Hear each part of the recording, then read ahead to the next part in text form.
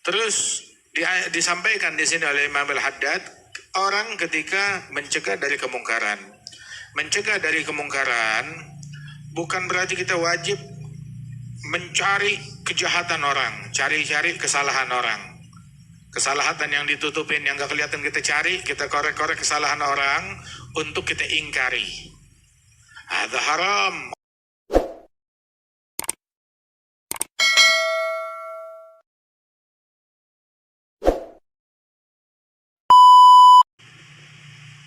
Alhamdulillah, wassalatu wassalamu ala sayyidina Rasulillah, sayyidina Muhammad wa ala alihi wa sahbihi wa mawalah. Amma ba'd. Imam Al-Haddad bicara di sini tentang dakwah, ngajak orang ke jalan Allah Subhanahu wa taala. Takum minkum ummatun yad'una ilal khair, mengajak orang kepada kebaikan, ya'muruna bil ma'ruf, memerintahkan akan yang ma'ruf, yanhauna 'anil munkar, mencegah dari kemungkaran. Wa ulaika humul muflihun, mereka adalah para pemenang yang sejati.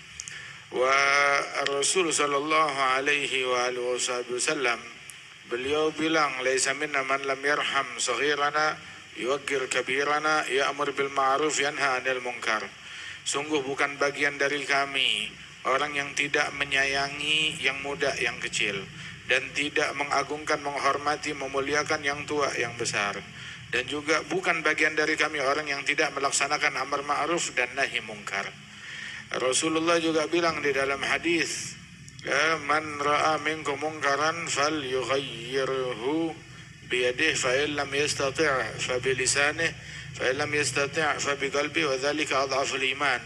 Yang lihat mungkar, rubahlah dengan tangannya, nggak bisa dengan tangannya, dengan lisannya, nggak bisa dengan lisannya, maka dengan hatinya, maka itu adalah iman yang paling lemah.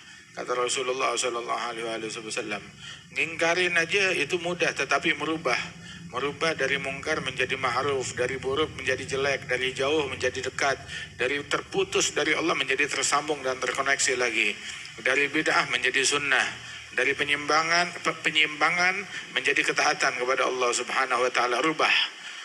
Nah itu perlu metode, perlu selub. Itu rubah dengan tangannya, nggak bisa dengan tangannya, dengan lisannya, nggak bisa dengan lisannya, maka dengan hatinya.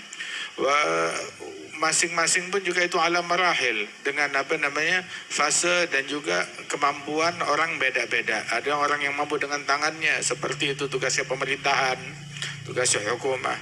Dengan lisannya, zaman sekarang kelihatannya ngomong dengan lisan ada menganjurkan, mengajak amar ma'ruf nahi munkar dengan lisan mudah. Nggak ada masyaggah di zaman sekarang ini, tidak banyak masyaggah, nggak banyak kesulitan untuk amar ma'ruf dan nahi munkar. Nggak bisa juga fabi qalbih, maka dengan hatinya itu iman yang paling rendah. Orang ngelihat munkar batinnya adem-adem aja, maka perlu ditanyakan keimanannya kepada Allah Subhanahu wa taala. Itu di antara para salafus saleh yang kalau udah ngelihat munkar itu nggak bisa diam, nggak betah, nggak gerah, hingga dia menegur dan menasehati kemungkaran tersebut. Bahkan jangankan melihat yang mungkar, hatta ngelihat adab yang ditelantarkan, maka mayaskut, dia nggak bisa diam. Makanya Sayyidina Umar ibn al-Khattab paling tegas di dalam beragama, paling tegas di dalam amar ma'ruf dan nahi munkar. Dan dalam rangka amar ma'ruf nahi munkar, famalahu finnas min sadiq, nggak ada orang yang jadi teman dia. Artinya dia perlakukan, mau kawan, mau teman, ya tegur-tegur, nggak ada istilah nggak enak. Nasihatin ya nasihatin. Seperti Sayyidina Jarir bin Abdullah yang dibaiat oleh Rasul sallallahu alaihi wasallam, apa dibaiat? Nusuh likulli muslim, memberikan nasihat ketulusan kepada setiap muslim. Idza habat ummati an taqul lidh-dhalim ya dhalim faqad tuddi'a minha. Orang umatku apabila dia takut berkata kepada orang zalim bahwasanya kamu adalah zalim, kamu salah, kamu keliru, dia sungkan, dia nggak berani untuk mengucapkan hal tersebut, faqad tuwuddi'a minha, artinya dhahaba khairuha danaha lakuha, kebaikannya udah pergi dan kehancurannya akan segera tiba.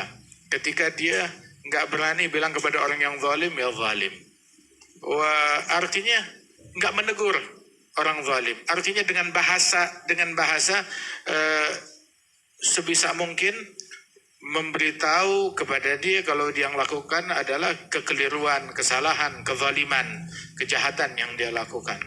Mau itu teman, mau itu kawan, mau itu anak, mau itu keluarga, mau itu saudara, mau itu separtai, mau itu beda partai, mau itu calon yang dia usung ataupun enggak. Artinya buat dia itu adalah menegur, memberikan memberikan nasihat kepada orang yang melakukan daripada kemungkaran dan kejahatan tersebut. Rasul sallallahu alaihi wasallam bilang itu waktu Bani Israel mereka melakukan kejahatan dan kemungkaran dicegah oleh para ulama mereka, tetapi mereka tidak menuruti, tidak menasehati. Malah nasihat itu tidak diindahkan, nggak dipedulikan. Malah justru ulama-ulamanya tetap bergaul sama mereka, tetap duduk, nongkrong, makan bersama mereka. Falamma fa'alu dzalik daraballahu bi qulub ba'dihim 'ala ba'd la'anahum 'ala lisan Daud wa Isa bin Maryam. Ketika orang tersebut bergaul dengan orang-orang pelaku kemungkaran tersebut, maka Allah Ta'ala laknat mereka melalui lisan Sayyidina Daud, Sayyidina Isa bin Maryam. Itu dikisahkan tentang orang-orang yang tinggal di kampung pesisir pantai. Waktu mereka melakukan kegiatan nelayan, memancing ikan, pekerjaan di hari yang diharamkan oleh Allah Ta'ala, yakni hari Sabtu. Maka terjadi 3 kelompok. Kelompok pertama adalah yang menodai hari tersebut dengan memancing, dengan menjadi nelayan. Dan kelompok kedua, mereka adalah yang tidak melakukan hal tersebut dan mencegah mereka. Dia tidak melakukan dan dia melarang orang-orang tersebut. Tapi ya melarangnya basa-basi, tetap bergaul, ngumpul, nongkrong sama mereka. Kelompok yang ketiga, menasehati, gak didengar, maka berpisah, ditinggalin tuh orang. Kharaju min baini adhurihim. Maka waktu turun hukuman dari Allah Subhanahu wa Ta'ala, itu kelompok pertama, kelompok kedua itu diturunkan siksa kepada mereka, dirubah menjadi kera, menjadi monyet. Kelompok yang tiga adalah kelompok yang selamat. Waliyadzubillah min dzalik hadzola. Ya. Terus disampaikan di sini oleh Imam Al-Haddad, orang ketika mencegah dari kemungkaran. Mencegah dari kemungkaran bukan berarti kita wajib mencari kejahatan orang, cari-cari kesalahan orang. Kesalahan yang ditutupin, yang gak kelihatan kita cari, kita korek-korek kesalahan orang untuk kita ingkari. Ada haram. Allah Ta'ala berfirman, wala tajassasu, jangan mencari aibnya orang lain. Faman tatabba aurata akhihi muslim tatabba Allahu auratah. Yang mencari-cari kekurangan saudara yang muslim, Allah bakal cari kekurangan dia. Dan pasti ketemu dan dipermalukan oleh Allah walaupun orang itu sembunyi di dalam rumahnya, kata Rasul sallallahu alaihi wasallam. Yang wajib adalah perintahkan yang ma'ruf dan mencegah dari kemungkaran. Ketika menyaksikan ada orang nggak ngerjain yang wajib ataupun orang meninggalkan yang mungkar. Kalau kelihatan, laksanakan amar ma'ruf nahi mungkar. Bukan kita mencari-cari kemungkaran orang, kesalahan orang lain untuk kita ingkari. Ini keliru.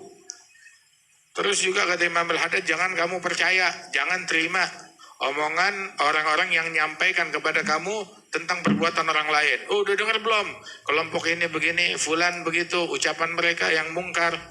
Jangan kita percaya, jangan kita telan bulat-bulat daripada omongan tersebut.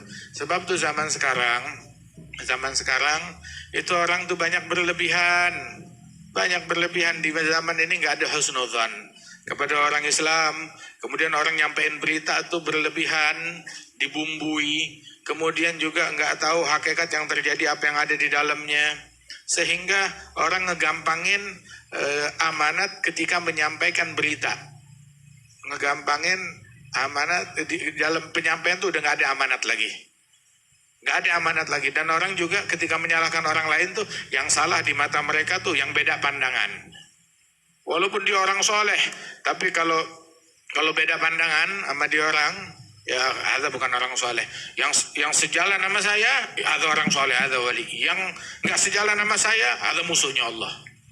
Kebanyakan orang tuh sekarang tuh tidak objektif dan mudah menghakimi orang lain, apalagi yang nggak sejalan sama dia.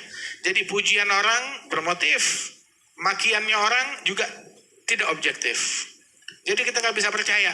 Semua orang itu dikasih 2 telinga, bukan untuk dengar dari satu pihak, tetapi dengar dari semua pihak.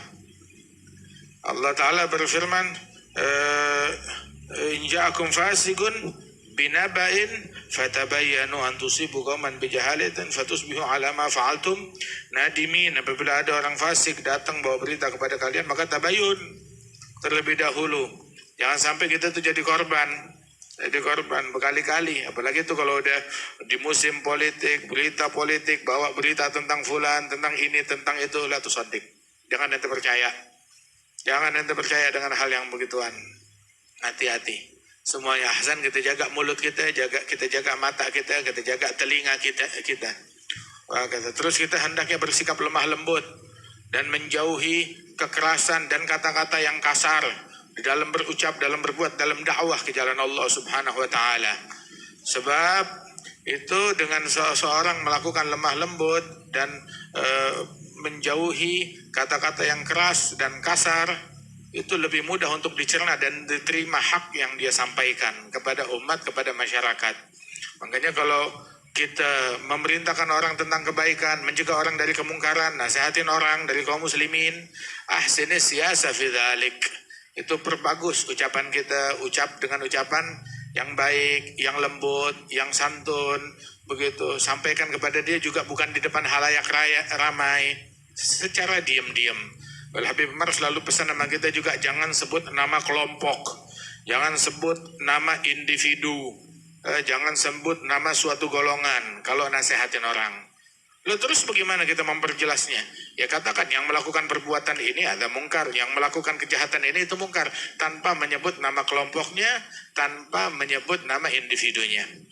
Bersikap lemah lembut kepada mereka.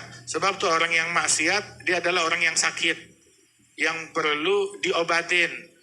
Itu sekarang dokter ketemu sama orang sakit, nggak langsung dicaci maki, ini dasar mampus, kan gue udah bilang jangan makan gula, sekarang potong ke kilo. Kan nggak begitu. Ngelihat ketemu dokter kayak begini kan pegel ngelihatnya. Akan tetapi bersikap lemah lembut terhadap orang-orang sakit tersebut yang perlu direhabilitasi. Arifku makana fi syai'in illa wazana, ma nuzi'an syai'in illa wasyana. Lemah lembut tidaklah diletakkan dalam suatu hal melainkan menjadi mahkota menghiasi hal tersebut. Nggak dicabut dari suatu perkara melainkan menjadi cacat hal tersebut.